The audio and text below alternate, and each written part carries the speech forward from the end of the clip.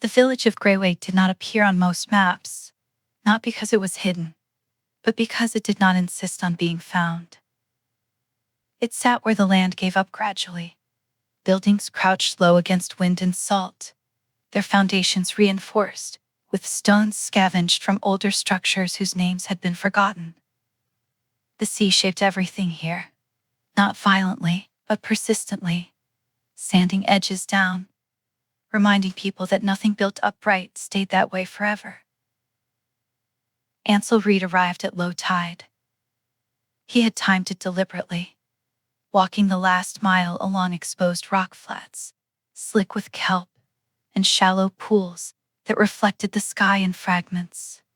The air smelled of brine and rusted metal, a scent that clung to the back of his throat and refused to be swallowed.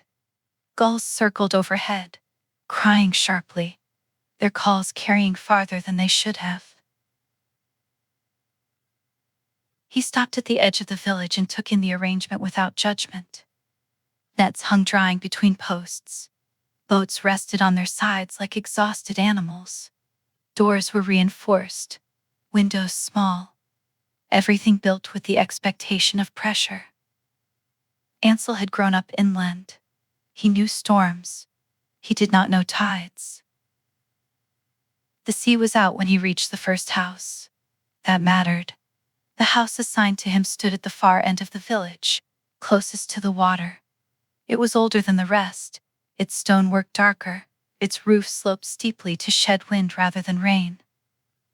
There was no fence, no marker of ownership beyond the fact that no one else had claimed it. The door did not have a lock. Ansel noticed this immediately.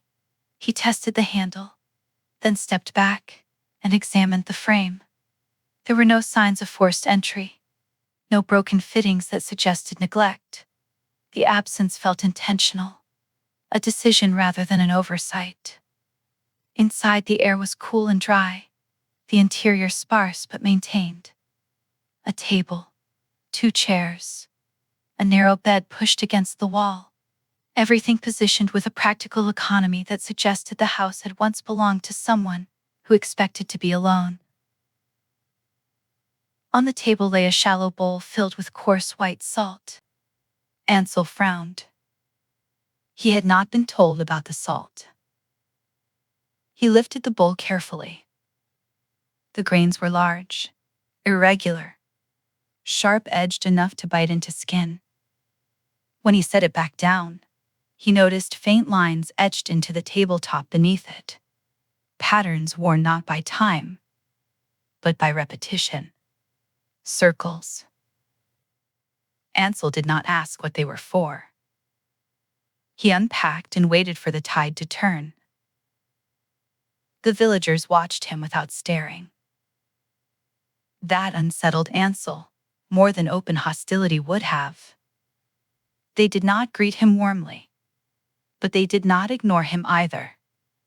Their attention came and went like the water itself, rising briefly, then retreating. At the dock, a woman mending nets paused when he passed, her hands never stopping their work.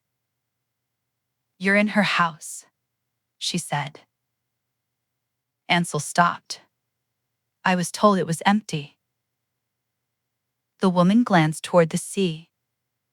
"It is now." He waited for more. Nothing came. Later, at the single provision store, the man behind the counter weighed his purchase carefully, then added a small packet of salt, without comment.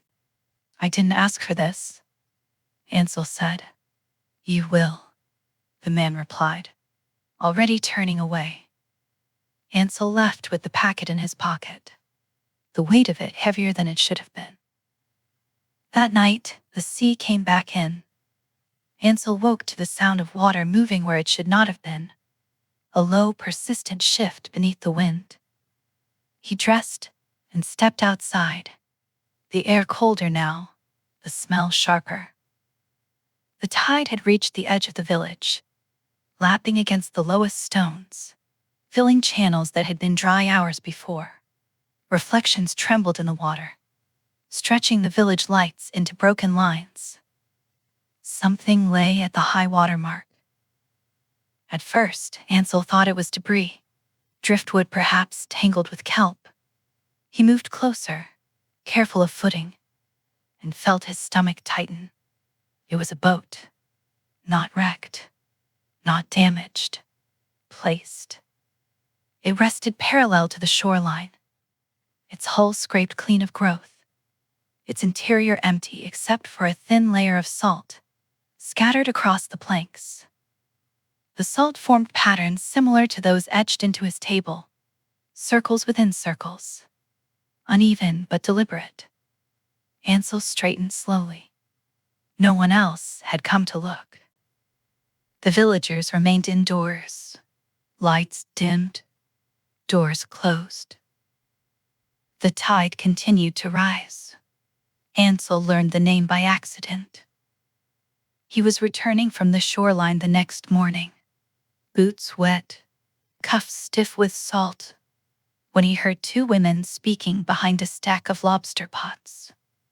Their voices were low, shaped by habit rather than secrecy, the way people speak when they assume no one is listening because no one ever has. "It's her house," one of them said. "Always was. And now he's in it," the other replied. "Doesn't know enough to be afraid." They laughed quietly, not unkindly. Ansel stepped around the pots before he could reconsider. "Whose house?" he asked. Both women froze. One of them looked at him directly, eyes pale and assessing. The other stared at the ground. "The Salt Widow," the first woman said finally. The words landed with more weight than their simplicity suggested. Ansel waited for elaboration. It did not come. "I didn't know she was still relevant," he said, choosing the word carefully. The woman's mouth tightened. The sea doesn't forget relevance. They returned to their work, conversation closed. Ansel walked away, with the name echoing in his head. Uneasy, not because it explained anything, but because it felt like the wrong thing to say aloud. The house changed with the water. Ansel noticed it first in small ways. The temperature dropped as the tide rose, the air growing damp and heavy, carrying the faint metallic tang of the sea. When the water retreated, the house dried quickly, too quickly, as if exhaling. He tested this over several days, keeping notes despite not knowing why. At high tide, the floor near the door felt colder beneath his feet. At low tide, the walls seemed to creak inward, settling. The bowl of salt never moved. He tried shifting it once, sliding it closer to the edge of the table. The next morning, it was back in its original position, centered precisely over the etched rings. Ansel stared at it for a long time, then sat down heavily in the nearest chair. "All right," he said to the empty room. The house did not respond. But the wind outside rose suddenly, rattling the shutters hard enough to make him flinch. He learned the purpose of the salt the night the boy came running. It was near dusk, the sky darkening unevenly as clouds gathered offshore, when Ansel heard shouting. A young man burst into the village square, breath ragged, face white beneath a sheen of sweat and seawater. "She's caught," he gasped. "The nets. She's tangled." Movement rippled through the village then, quick and coordinated. People emerged from houses carrying lanterns, ropes, knives. No one shouted questions. No one hesitated. Ansel followed, pulled along by momentum and something darker. They reached the shoreline as the tide surged higher, waves breaking hard against the rocks. In the water, half visible, a fishing net strained against something heavy beneath the surface. A woman stood waist-deep in the water, braced against the pull, her posture rigid with effort. She was older than Ansel had expected. Her hair bound tightly back, her arms scarred and strong. She did not look afraid. "She's still alive," someone said. "Not for long," another replied. Ansel watched as a man stepped forward and scattered salt into the water, casting it in wide, practiced arcs. The grains vanished instantly, swallowed by the waves. The woman in the water screamed. The sound was brief, sharp, and then cut off.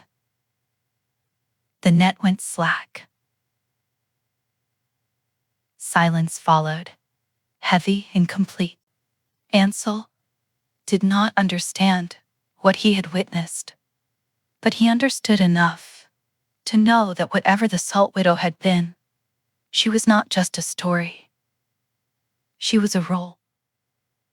And it was empty again. That night, Ansel did not sleep. The sea battered the shoreline relentlessly, the sound filling the house with a low, constant roar. He sat at the table, the bowl of salt between his hands, feeling the sting of the grains against his skin. He thought of the woman in the water, of the scream, of the ease with which the villagers had acted. He understood then why the house had no lock. It had never been meant to keep anyone out. Near midnight, the door opened. Ansel did not jump. He had been waiting. The figure that stepped inside moved with the certainty of someone returning home. She was soaked through, hair loose now, eyes dark and reflective like wet stone. She smelled of the sea. "You're in my place," she said calmly. Ansel met her gaze. They said it was empty. She smiled faintly. "It never is." She glanced at the bowl of salt, then back at him. "You don't know what that's for yet," she said. "But you will." Outside, the tide reached its peak. The house held steady. Ansel did not offer the woman a chair. He did not offer her a towel. She stood dripping on the packed earth floor, water pooling briefly around her boots before seeping away, as if the house itself were accustomed to accommodating her arrival. Up close, she looked older than he had first thought. Her face lined in a way that suggested neither age nor hardship, so much as repetition. Her eyes moved through the space with familiarity, pausing on the table, the bowl, the etched circles beneath it. "You shouldn't have touched the salt," she said mildly. Ansel lowered his hands. The sting in his palms had faded to a dull ache. "No one told me not to." "No one ever does," she replied. "That's part of it." He hesitated, then asked the question that had been forming since the scream on the shore. "What are you?" The woman considered him for a long moment, head tilted slightly, as if listening to something beyond the walls. "I'm what stands between the sea and appetite," she said at last. "I keep it from remembering too much." That doesn't explain the salt, Ansel said. She smiled, not unkindly. Salt is memory, she said. It reminds the water where it ends. Ansel felt a chill move through him. And when it doesn't, then it takes, she said simply. She sat at the table without asking, one wet sleeve brushing the bowl. The salt did not dissolve against her skin. The village feeds the sea, she continued, voice steady. Not with bodies. Not most of the time. With attention. With patterns. With agreement. I'm the one who listens closely enough to know when it's hungry. And the woman in the water, Ansel said. She waited too long, the Salt Widow replied. Or maybe she waited exactly as long as she was meant to. Ansel swallowed. And you? The woman's gaze sharpened. I stay. I bind.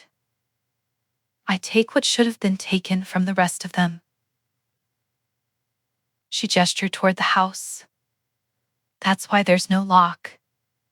If I leave, the sea follows.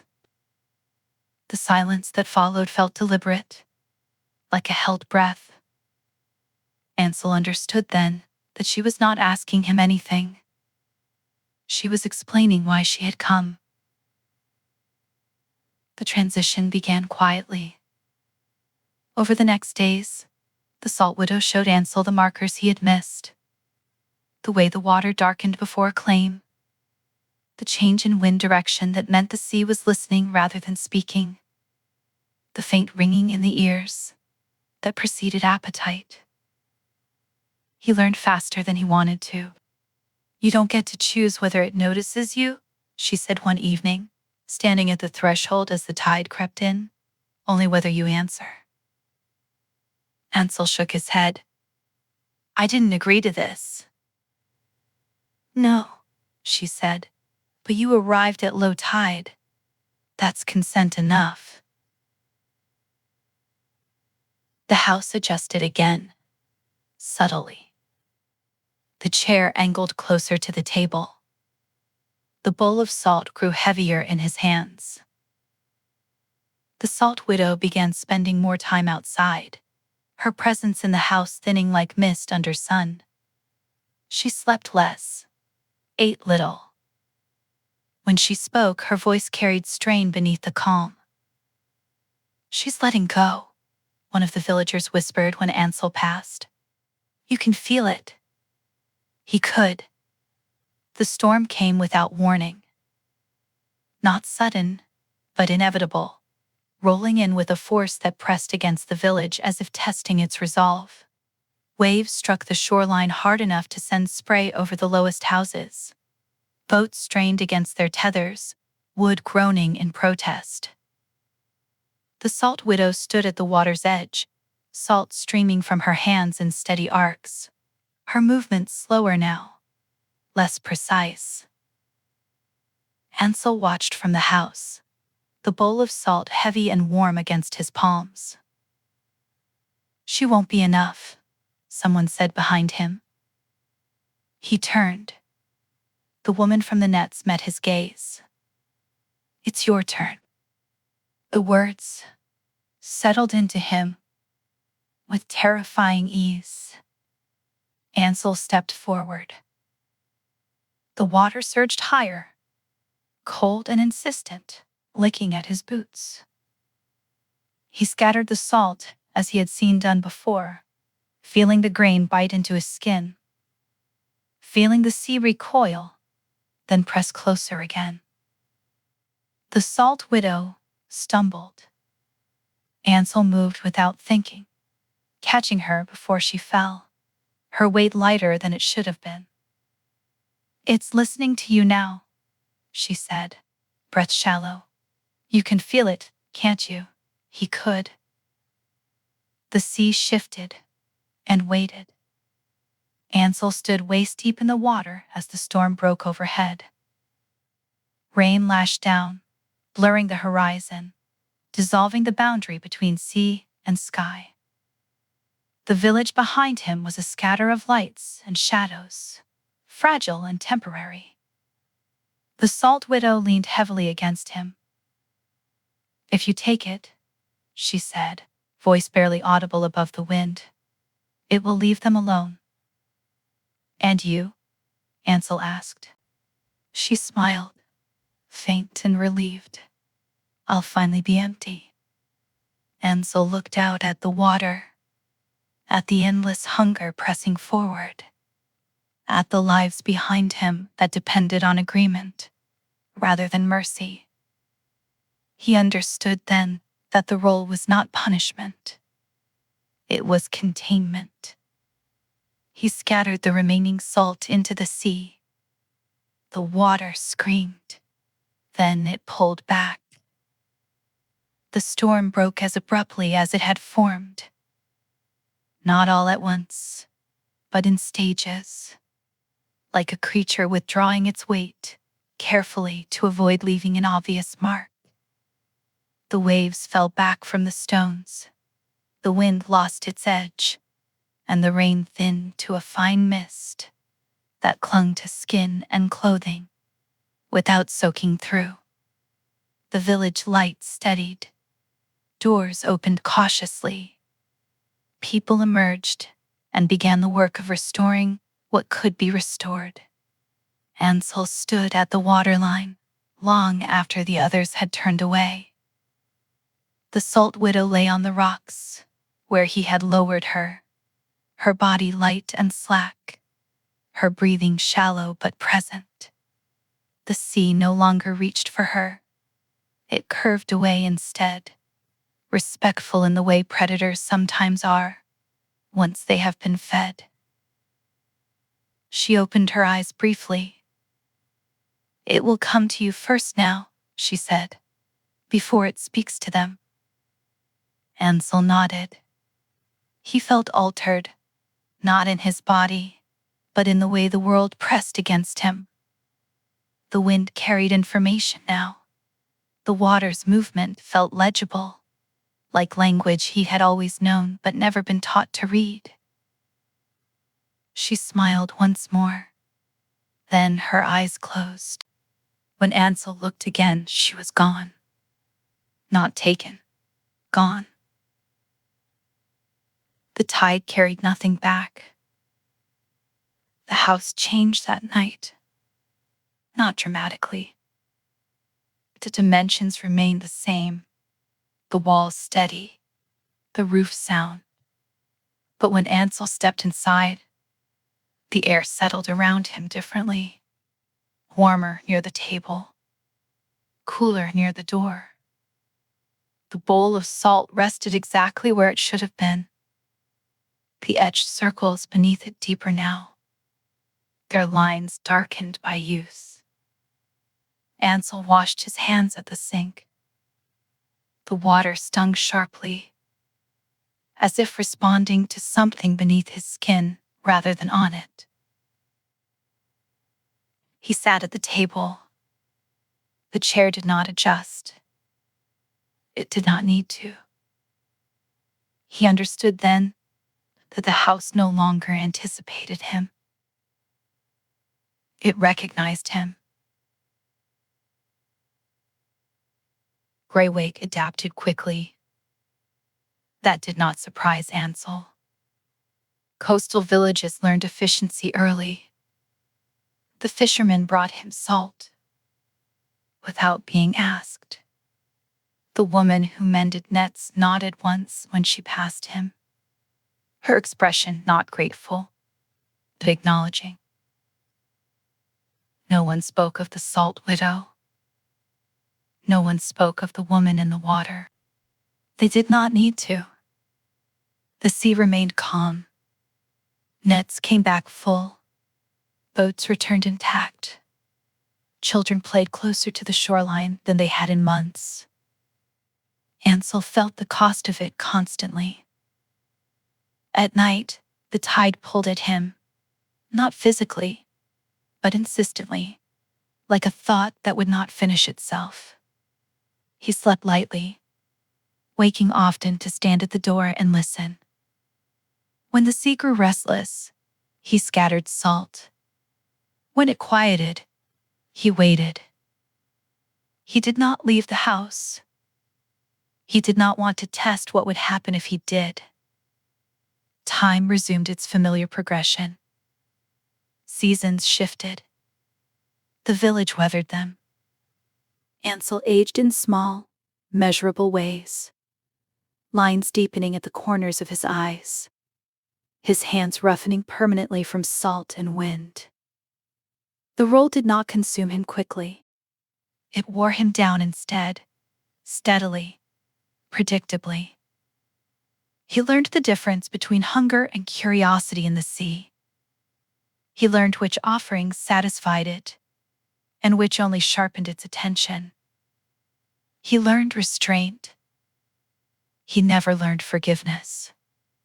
Sometimes at low tide, he would walk the exposed flats and find remnants the sea had returned reluctantly. A splinter of wood from an unmarked boat, a length of rope knotted in a way that suggested panic. Once, a ring. He left these things where they were. They were not his to keep. The arrival happened at low tide. Ansel recognized the significance immediately. A figure approached along the same rock flats Ansel himself had crossed years earlier, boots slipping occasionally, gaze fixed on the village ahead. The newcomer stopped at the edge of Greywake and took in the scene with careful attention, noting the boats, the nets, the houses built low and close to the ground. Ansel felt the pull then, sharp and undeniable. The sea noticed. He waited at the door of the house without a lock. When the newcomer reached him, breathless and uncertain, Ansel spoke before the question could be asked. "You should know," he said calmly. "This place keeps what it needs." The figure hesitated. "Is there somewhere else to stay?" Ansel glanced toward the water, already beginning its slow return. "There is," he said. "But not here." The newcomer looked past him, at the open door, at the bowl of salt visible inside. Ansel stepped aside. Low tide never lasted. Ansel stopped counting the years when they began to blur. Not because time lost meaning, but because it became cyclical, folding back on itself with each tide. The sea did not age him quickly. It had no interest in haste. What it demanded instead was attention, and attention sustained long enough reshaped a person more thoroughly than erosion ever could. He learned the signs that patience was thinning. The water grew louder without rising. Gulls gathered without crying. Salt crusted more heavily on the rocks at low tide, sharp enough to cut skin through boots. These were not warnings, they were reminders. The sea did not threaten, it indicated. When Ansel scattered salt now, the water drew back smoothly, almost gratefully. The first time that happened, relief washed through him so strongly he had to steady himself against a post. Gratitude from something vast and indifferent was more unsettling than anger. It meant the sea had accepted him, not as an equal, as a function. Salt took its payment slowly. Ansel's hands cracked and bled no matter how carefully he tended them. His joints stiffened in cold that others barely noticed. Food lost nuance. Every flavor flattened into something brined and sharp. He dreamed in tides, his sleep measured by pull and release, rather than light and dark. And yet, the village prospered. Storms broke farther offshore. Boats returned fuller.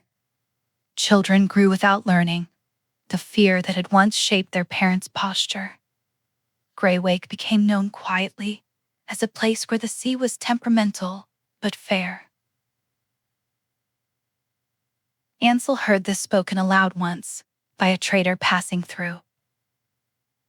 He did not correct them. Fairness was a story people told themselves when the cost was being paid elsewhere. The house remained unchanged. That was its cruelty. It did not rot. It did not sag. It did not demand maintenance beyond simple care. The bowl of salt remained full without being refilled, its grains sharp and clean as if renewed by the act of use itself. Ansel sometimes stood in the doorway at dusk and imagined leaving. Not seriously, not with hope, just as an exercise. The thought ended the same way every time, with the water rising faster than it should have. Waves testing the stones, wind pressing insistently at his back. The sea did not forbid departure. It reminded him of consequence. The absence of a lock was not mercy. It was confidence. The last lesson came during a summer that should have been calm. The sea grew restless without cause, its surface rippling under clear skies. Fish vanished from nets. Boats returned empty. The village murmured uneasily, old fear resurfacing in the spaces between words. Ansel stood at the shoreline and listened. The sea did not want salt. It wanted acknowledgement. He understood then what the salt widow had never said aloud. That salt was not an offering. It was punctuation. A way to end a sentence the sea was already speaking. Ansel stepped into the water without it. The cold bit hard, immediate and unforgiving. The water surged, startled, then paused. He raised his hands, empty. "I know," he said quietly. The sea calmed. When he returned to shore, soaked and shaking, the village watched in silence. No one asked what he had done. They saw the water retreat. That was enough. The next arrival came at low tide. Ansel felt it before he saw it. The faint tightening in his chest. The way the wind shifted direction without strengthening. He stood at the door as the figure approached. Younger this time. Eyes bright with questions not yet tempered by experience. The newcomer stopped short when they saw Ansel. "You live here?" they asked. Ansel nodded. "There's work," the figure continued. "I heard the sea here is different." Ansel looked past them, toward the exposed flats, the rocks slick and gleaming under the retreating water. "It is," he said. "It listens."